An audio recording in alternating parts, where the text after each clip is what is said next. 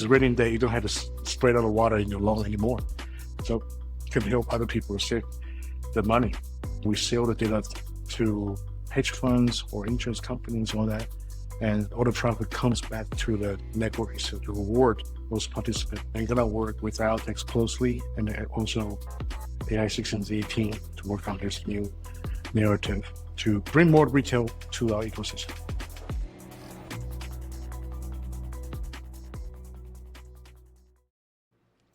Hello, everyone, and welcome back to the Unleashing DePIN Podcast. My name is Tyler. I'm your host, and like always, I'm very excited for our next guest that we have on. We've got Bob, one of the co-founders of Nubila. Bob, welcome to the pod. How you doing?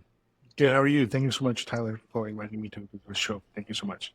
Absolutely. I'm excited to get a chance to chat with you. I know I've been learning as fast as I can about what you're building in the space, so excited to learn even more. But maybe before we jump in, can you just give a quick introduction about yourself, what you've been doing in the space, how you found yourself into Web3, and we can jump off into it from there?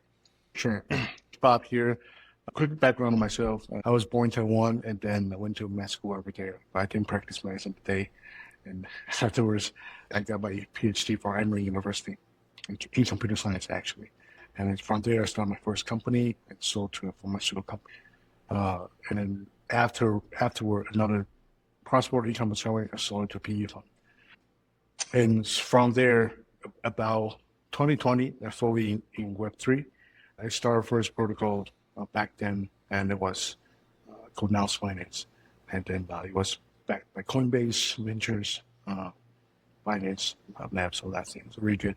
Like the first real world RWA-based environment protocol. And then unfortunately got hacked. And afterwards joined the team as a first founding member of the project called Galaxy, Galaxy. Yep. Galaxy. From there, he was turned it from zero and built the entire network to have somewhere 220 million retail users with somewhere 5,000 protocols, companies, foundation using our protocols. So it was quite successful. And then everybody using our products. Pretty nice and amazing to see this kind of work. People are using it.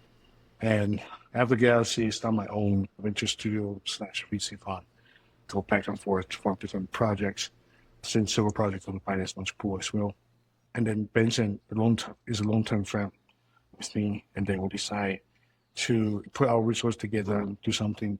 Can that crypto from kind of empty, kind of like people just speculating value to actually realize the value from the physical infrastructure and bringing the decentralized manner and also the real world value to the game. So we think DePIN area is actually the place to go. And around the time, basically say, hey, we invested a company before called Blue Sky, and then let's take the entire company to turn into Web3 version. That's how we start.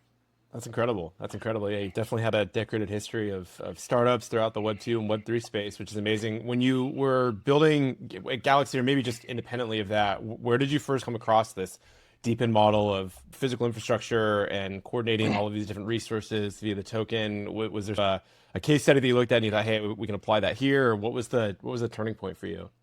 Yeah. So around the time, Galaxy's got invested by Multicoin, several rounds. And then Multicoin have different portfolio companies using our products. And back then, I think we got introduced to Timo, Hivemappers, all these guys. So I started looking at them, was like, this is a very interesting model. And then I purchased a Timo thing for my car as well. And from there, I get to know the founders. And then luckily, one of my close friends, he's a founder of Masterclass. He's also on the board of Hivemappers. And this person is Mark Williamson, and he's actually sitting on the board of advisory of Nubila as well. And we connect and we talk about how can we utilize all this kind of our resource and then all this kind of hardware manufacturing power we have to build something DePIN. So from there, I start by purchasing different kinds of small things to test out and play around 2021. Around the time, about Helium as well. So see the entire Helium ecosystem growth. So it's pretty amazing. Yeah. Yeah, helium's definitely the gateway drug for a lot of people, but it's Right. interesting to hear you had a little bit of different story with these other founders that introduced you to HiveMapper and Dima, as you mentioned. That's pretty Right. amazing. So specifically with Nubila, you mentioned there was a Web 2 business before, and you guys decided to bring this DePIN component or model to it. What was the initial problem set that you were solving, or that the original company was going to solve? And then what did the DePIN element or angle really bring to the equation that was a new unlock for you, if you will?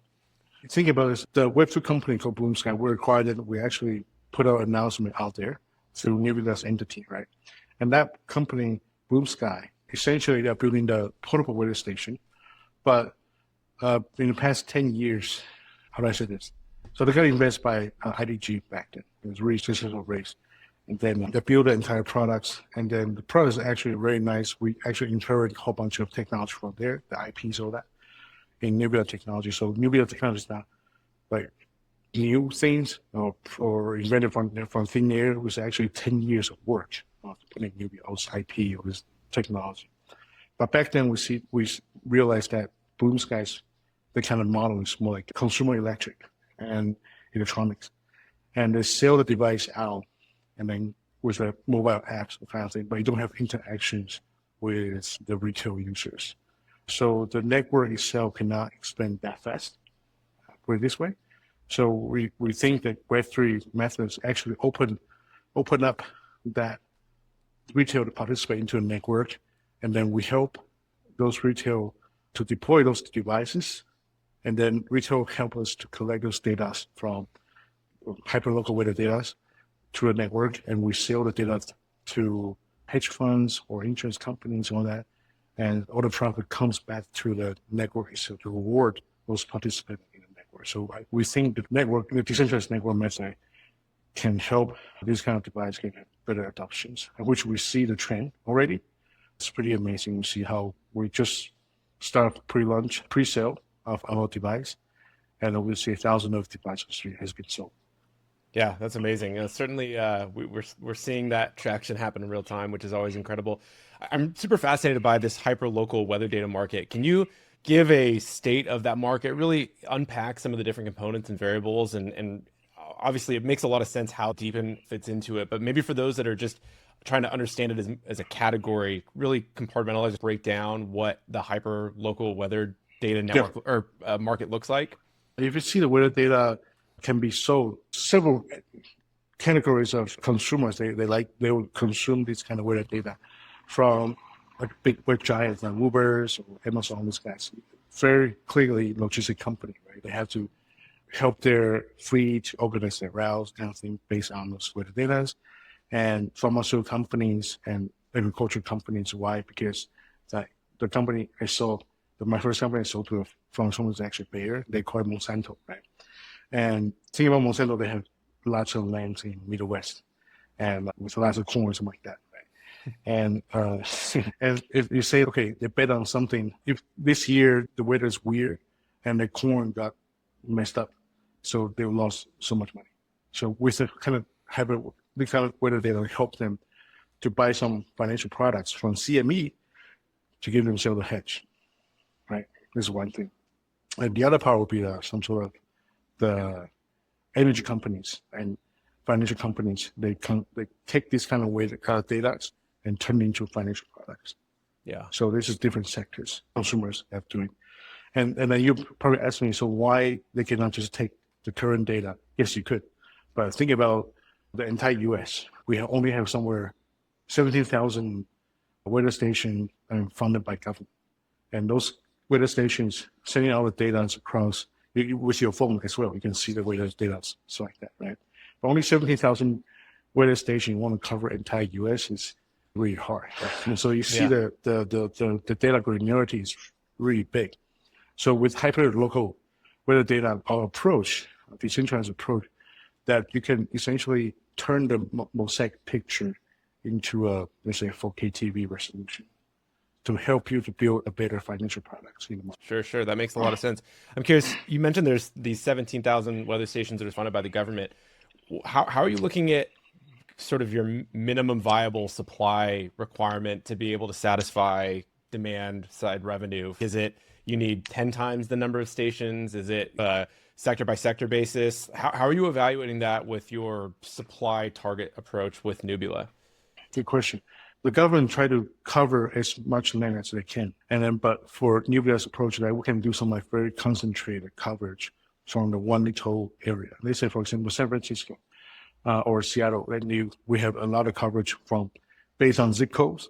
That was a lot of value in there. Why I'm telling this, because one of our partners who signed the contract already, it's a drone, a new Star Series B Star, I think, is a drone delivery company. They send out a drone deliver cargo to your house. So the drone, although it's pretty strong, but if you just go back and forth in a storm, they would just harm it, right? So when the drone take off, if they can get a real-time hyperlocal weather data to them, they can start monitoring themselves and then navigate through this different kind of weather situation. That's amazing. That's amazing. And are there specific use cases that you're really targeting on the demand side that you're able to speak about right now? I know you alluded to some of the hedge fund style models, but like to this drone example, are there other use cases like that you can speak about that you're in process of either working partnerships out or that are interested in using your data? We're working with Google Cloud to come out with some kind of the AI inference in the future very soon. It's still in R&D stage, but some current partnership is already done with a company called WISE, W-I-Z. And that company, I think, is the second or the largest surveillance camera company, but they also sell the sprinkler, like a lawn, right? A small sprinkler. The sprinklers, yeah, you can fit into a sprinkler. It's raining day, you don't have to spread out the water in your lawn anymore. So it can help other people save the money. And meanwhile, we can use WISE channel to sell our product as well. That makes a lot of sense. Combination. I'm actually a customer of theirs, and all of our neighbors have those little sensors right on their fence. If you could eliminate, that would be a massive cost savings. So what are the use cases that particularly get you excited? Drones are amazing. AI is obviously a hot topic and an interesting narrative right now, but are there any use cases that you're particularly really excited about seeing come to fruition? Maybe is a new market opportunity that didn't exist before Nubila? Yeah, so imagine like our data coverage will be bigger, will be thicker than before. Just imagine like your phone when it was 3G, right? Now it's a 5G. With more data transactions and then bigger bandwidth, you can build more stuff on top of your cell phone platform, right? I would say like the applications right now we see like coding sense, I call it small things, but by the end of the day, it might be some sort of AI-driven prediction models to help you not only from retail, maybe from retail point of view, it can help you to organize your trips, help you to your financial such portfolio arrangement, something like that. And for companies, of course, the hedge fund situation is very important and different kind of financial product right now. They'll be really cool. If you go to a website, a CIB website right now, you will see there's a one trading board. It's called the Weighted Data Derivative Trading Board. I think it's tens of billions per day. It's like 17,000 open interest right now. That's incredible. It's a lot. Yeah, that's a lot of money. Yeah, that's insane. I don't think I realized how large the TAM or just that market in particular is for weather data. That's massive. Yeah, that's massive. And if you dig into see the index for other things, those data they want, and we actually can cover everything based on those data they want. Yeah. Wow. With part of your supply side rollout, are you targeting specific geographic areas? I know you mentioned San Francisco, Seattle. Or are you trying to take more of a widespread, just cover as many hexes as we possibly can? Can you talk through that supply rollout a little bit more? Yeah, we kickstart from the retail, right? And that retail to participate into this network. So those retail, most of us living in the city, and so we will cover those tech cities first, right? And afterwards, we got more and more reputations. Then we start talking to bigger companies or way bigger companies, right? Step by step. And then those companies, they probably acquire a bunch and they can participate into the network as well. That's awesome. So we see them as a big client. Yeah, no, I think that pragmatic rollout makes a ton of sense. Let's talk about hardware for a moment. I know you guys have your new device that's come out. One of the interesting things about it is that it's able to actually dual mine both IoTeX and Nubila. Can you talk through the rationale or the decision there, maybe what that means for users that are purchasing these devices and setting them up? So IoTeX is a blockchain. Essentially, what blockchain does is to do the fundamental settlement, the settlement layer. What we do, we see ourselves is not only the data collectors, but in the future, we roll out different products. Let's say, for example, solar panels or different kind of things. We launch like other tokens on top of our network as well. New product coming out, new tokens. The original newbie token in the future will be worth a lot because it's essentially a mining mechanism for new company. So we see ourselves as more like a real world data oracle layer and built on top of IoTeX, right? And IoTeX, they are doing settlement, but they don't know, it's hard for them to lock the device into the user layer, the actual user layer.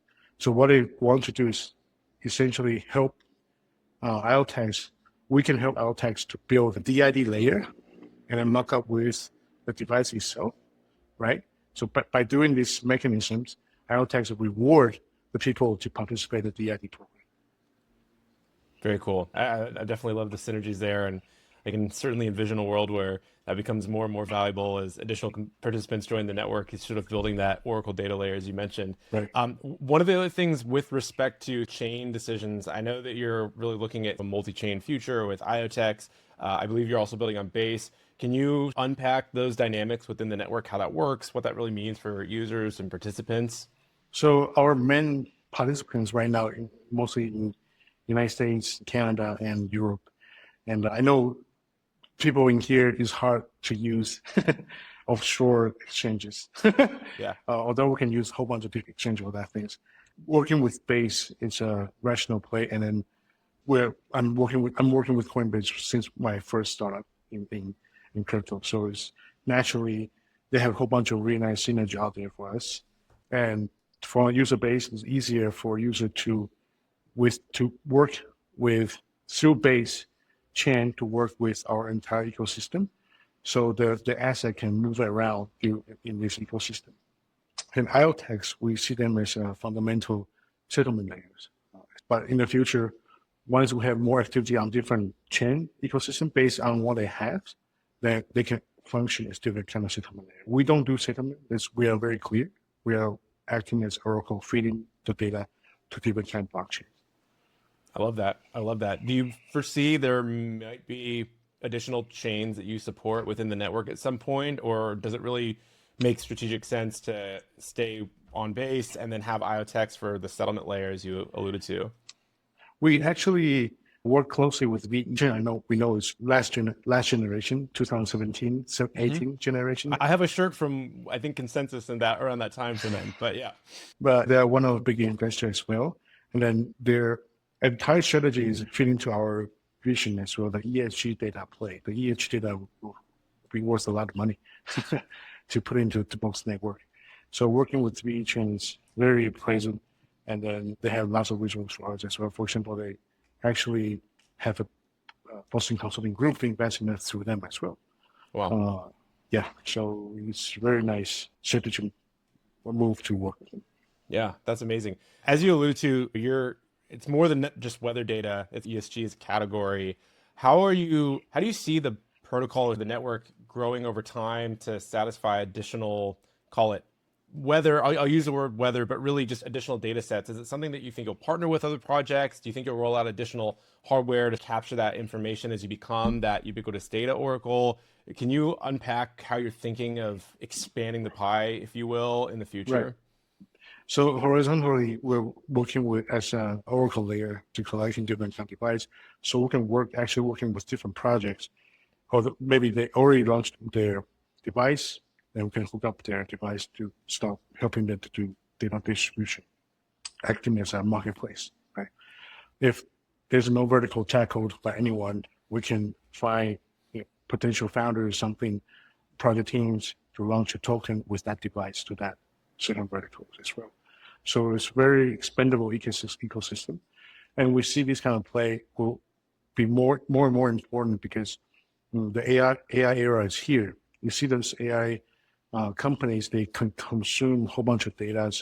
And then once they essentially exhaust all the data they are looking for, they have, right? For example, Google or OpenAI, they have their own data source. Once they exhaust it, they are looking for new data to consume. Why? They cannot always train with on the synthesis data. If you see the OpenAI back then was super accurate on mathematical questions, but now if you're asking the same question again, you'll be like, you'll see the wrong answer. Yeah. Because they train on synthesis data. And then this is bad, right? We know this is bad. And now you need more like authentic raw data for this kind of AI to consume. So this kind of Oracle layer for different kind of AI agents in the future, it will be very important. Yeah, I definitely, you can see the trend with how much AI is driving the necessity to create new sort of real world data, or things, as you alluded to, aren't synthetic data. That's really important. Are there other DePIN projects specifically that you're looking at as potential partners for combining what you're collecting and what maybe they have that seem very strategic that you're able to share? I don't know if you've named any existing partners in the space, but are there some that you're looking at that you think would be a value add to what you're collecting? Yeah, definitely. As we think definitely the Hive Mapper will be a really nice way to go. They're collecting, they are building the real world mapping thing, right? They already map more than 15% of the map globally. That's pretty amazing. And then with the map, we can have our real time weather data, and then in the future other data, right? They'll be really amazing. You see that the image your Google app is vivid, it's light. You have lots of things going on top of it. And it's really cool. And definitely Helium would be great because Helium essentially is a location-based device, right? So working with them essentially just stand by them, and then we can provide lots of service for different people. Geo.net, of course, is really cool project, and others, our friends like Star Powers, all that thing, we can all work with them as well. Yeah, that's interesting. I certainly can see the stars aligning with those different projects and how you guys can make some waves. It's amazing. I know that you're targeting a TGE. Is that something you can share some details on? Yeah, we are currently talking with several exchanges, and then hopefully I cannot guarantee, right? Hopefully we want to do it in Q1, latest Q2, right? As we know the market after Trump get up online, essentially where the time is ticking, right? Because he promised a lot back then, and then if he cannot deliver, then you see the price, even just Bitcoin price goes down, and the entire market is still the expectation. But that's micro. But I think macro wise, maybe next year, Q3, Q4 is start with bear market. I think a whole bunch of fund managers will have a consensus around this time. Yeah. So hopefully we have to go before that.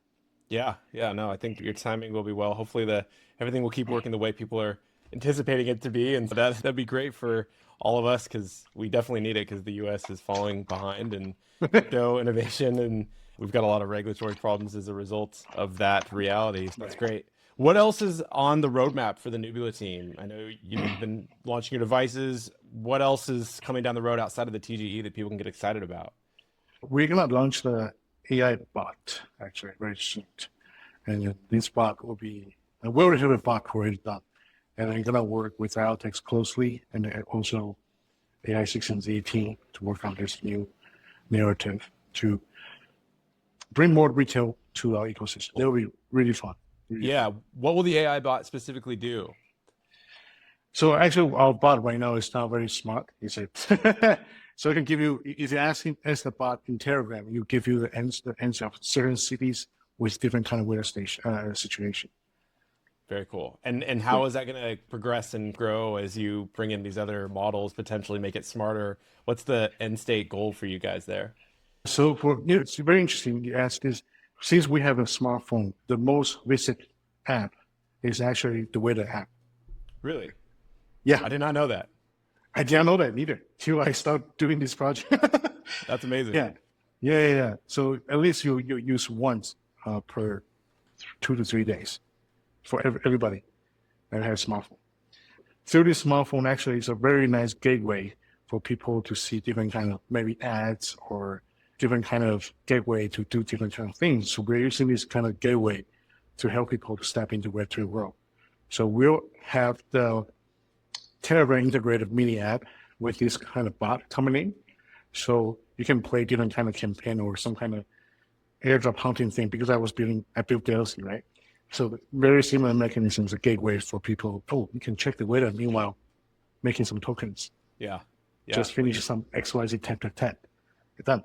It's a beautiful thing. Do you ever foresee launching a standalone app that would exist outside of kind of the Telegram ecosystem, like actually set on one of the app, like the Google Play Store, Apple App Store by chance? We are right now focused on Telegram user base because it's essentially untapped. We have 900 million. Yeah, 900 Wow. users. Yeah, still. So it's still untapped. Hopefully we can convert them. And once we have more user base, then we can consider to move to a real app, the account gateway. Yeah. Okay. Interesting. I definitely know that the sort of the tokenized incentives for either checking things or participating is a really successful one. Clearly, you know that better than anybody, having built Galaxy. So I love to hear the traction there. And for people that want to get access to the Telegram mini app, what's the user onboarding experience look like for that? We are going to launch this campaign very soon. We're onboarding several protocols with incentives. So we want to launch one thing, a big one, and then people can start playing with it. So we'll announce it very soon. Yeah, stay tuned. Okay, that's exciting. I'll definitely be a user participant. Go farm some tokens. We definitely love doing that. Gosh, we've talked about so many things, Bob. Was there anything else that we didn't get a chance to cover that you think is relevant for users to understand about what you're building over at Nubila?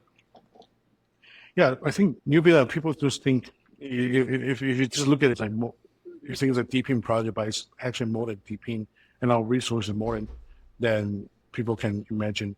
The Nubila wallet device is the first step, but afterwards will be the Oracle play and different verticals and new tokens coming up. And we are very degen, let's put it this way. We believe in decentralization, so we don't want to XYZ Foundation just keep dumping the tokens there. So the price can not coming up. I'm not talking about anyone, okay? I'm just talking about whatever foundation. You know what I'm talking. Yeah. Right. Yeah. So we just want to keep building on this network and then putting more value to the network itself. Yeah, that's awesome. the purpose. And then merging the Web2 commerce to this Web3 DePIN ecosystem. I appreciate that. I definitely see the value with the hyperlocal weather data just as a category in of itself, and then everything else that you're building over and above that is certainly going to move the needle quite impactfully. So I'm excited to see how things progress and succeed over time. With that being said, where is the best place for people to go and stay updated with what you're building, either learn more, get involved? What's that experience look like? Yeah, definitely will be our Twitter for sure. And then we keep updating our Twitter all the time, shit posting, of course. And then if you like to check out device, go to our website, nubila.ai itself. And it's pretty amazing that we closed our round in last year, July time. And we already delivered the device to our first batch of users. See how fast we move. That's amazing. But building and shipping devices is non-trivial. Being able to do that in a timely fashion is fantastic. Do you guys have like a Telegram chat or Discord or other things for people to? We do have Discord. And then if you go to our Twitter, there's a link tree and go in link tree and all kinds of links. Perfect. Sounds really great. We'll definitely link all that below for people to go get involved. Go and check out the devices if they're still available for folks. Gosh, well, Bob, I really appreciate you coming on. This has been a super interesting conversation. Like I said, I believe the sector that you're in is ripe for disruption, and there's going to be a lot of value that's created. So I appreciate you taking the time to unpack it for us and help us learn a little bit more. But with that being said, everybody, I think we'll wrap it up here. Please definitely go check out this project. Go to their website, go to their Twitter, go check out everything that they are doing. It'll be worth your time. I think there's a lot of interesting innovation happening in this space. So, Bob, wanted to thank you so much again for coming on. Thank everybody for tuning in. We will see you on the next one, and take care. Take care. Bye-bye.